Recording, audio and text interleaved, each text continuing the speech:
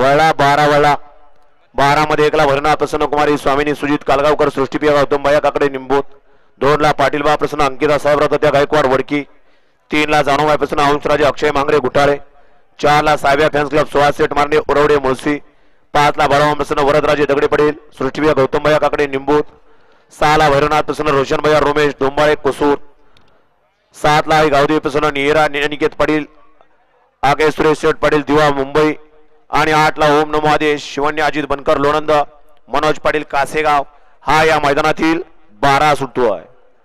11 मध्ये आता सुंदर अशी गाडी पाहिली बघा बैलगाडी मालक शौकीन कसे पहिरे जुळतात.